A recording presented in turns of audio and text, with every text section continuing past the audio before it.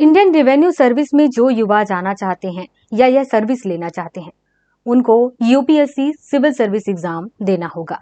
UPSC civil service का form generally यह होता है कि फरवरी माह में आता है और इस फॉर्म को भरते समय आपको कुछ चीजें ध्यान रखनी होती हैं, जैसे कि सबसे पहले कि आपका क्वालिफिकेशन क्या हो। तो क्वालिफिकेशन में यहाँ पर यह कहा जाता है कि आप ग्रेजुएट हो। इसके अलावा आपकी जो उम्र है वह 21 होनी चाहिए।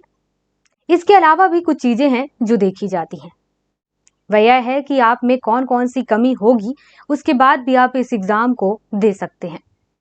इंडियन रेवेन्यू सर्विस के कस्टम एंड इनडायरेक्ट टैक्स में जाने के लिए ऐसे कैंडिडेट जिनमें कुछ कमियां अगर पाई जाती हैं तो भी इस एग्जाम को देने के लिए एलिजिबल हैं। सबसे पहला है लोकोमोटर डिसेबिलिटी। यह कमी पाई जाएगी तो इस एग्जाम के लिए वो लोग एलिजिबल हैं। इसके अलावा है विजुअल इम्पेयरमेंट, हियरिंग इम्पेयरमेंट, और उसके अलावा है मल्टीपल डिसेबिलिटीज। ये हो गया कि इनमें अगर इस टाइप की कमी पाई जाती है तो वो इस एग्जाम के लिए एलिजिबल है, लेकिन इसके लिए कुछ सब कैटेगरीज भी हैं। इसका मतलब ये है कि आपको आखिर लोकोमोटर डिसेबिलिटी में कौन कौन सी कमी और होगी, उसके अंदर भी ये चीजें बताई गई हैं कि ये कमी होगी तो आप इस एग्जाम को देने के लिए एलिजिबल है।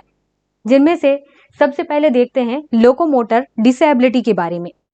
मान लीजिए कि कोई ऐसा कैंडिडेट है जिसका केवल एक हाथ है या फिर एक पैर है। ऐसे कैंडिडेट को इस एग्जाम के लिए एलिजिबल माना गया है। ऐसे कैंडिडेट में कुछ और भी कमी पाई जाती है। देखने में दिक्कत है, बैठने में दिक्कत है, पढ़ने में दिक्कत है, लिखने में दिक्कत है, कम्युनिकेशन में दिक्कत है। ऐसे कैंडिडेट इस एग्जाम के लिए एलिजिबल हैं। इसके अलावा नेक्स्ट है कि लोकोमोटर डिसेबिलिटी में ऐसे कैंडिडेट भी होते हैं जिनका केवल एक हाथ और एक पैर है। उनके भी कुछ सब कैटेगरीज हैं, जिसमें अगर इस तरीके की दिक्कत पाई जाती है तो वो इस एग्जाम को देने के लिए एलिजिबल है। ऐसे कैंडिडेट जिनके दोनों पैर नहीं है, तो ऐसे लोग भी होते हैं। अब दोनों पैर नहीं है तो उनमें भी कुछ कमियां पाई जाती हैं, तो वहां पर कुछ कमियों को एक्सेप्ट किया गया है। जैसे कि किसी को बैठने में दिक्कत होती है, देखने में, या फिर रीडिंग राइटिंग में और कम्युनिकेशन में। ये 3-4 टाइप की कमियां अगर ऐसे कैंडिडेट में हैं जिनके केवल 2 पैर हैं, तो वो इस एग्जाम के लिए एलिजिबल है। इसके अलावा ऐसे कैंडिडेट जिनको सेरेब्रल पाल्सी की बीमारी है, तरीके की जो बीमारी है, उसमें भी अगर कुछ कमियां हैं तो भी वो इस एग्जाम के लिए एलिजिबल है। जैसे कि बैठने की दिक्कत है, चलने की दिक्कत है, वॉकिंग, सी देखने के लिए, लिखने और पढ़ने की दिक्कत है, और कम्युनिकेशन। ये 5 टाइप की सब कैटेगरी एक्सेप्ट की गई है। इसके अलावा कुछ लोग ऐसे होते हैं जिनको बौनापन होता है, तो वो लोग भी इस एग्जाम के लिए एलिजिबल हैं। जैसे कि उनको बैठने या फिर खड़े होने की दिक्कत है, चलने की दिक्कत है, देखने की है, लिखने और पढ़ने की है, या फिर कम्युनिकेट करने की है। ऐसे कैंडिडेट एलिजिबल हैं। इसके अलावा एसिड अटैक विक्टिम, और उसके अलावा है मस्क्यूलर डिस्ट्रोफी।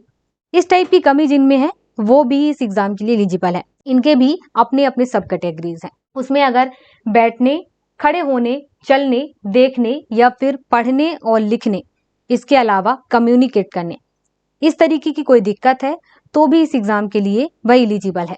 इसके अलावा ऐसे कैंडिडेट जिनमें विजुअल इम्पेयरमेंट की दिक्कत है, मतलब कि लो विजन और ब्लाइंडनेस, ऐसे कैंडिडेट इस एग्जाम के लिए एलिजिबल हैं। इसके अलावा उनमें कुछ और भी कमी ऐड कर दी गई है, मतलब कि ये कमी होगी तो भी इस एग्जाम के लिए वो एलिजिबल हैं। जैसे कि इस टाइप की सब कैटेगरीज कही गई हैं, 7-8 कैटेगरीज हैं दोनों में।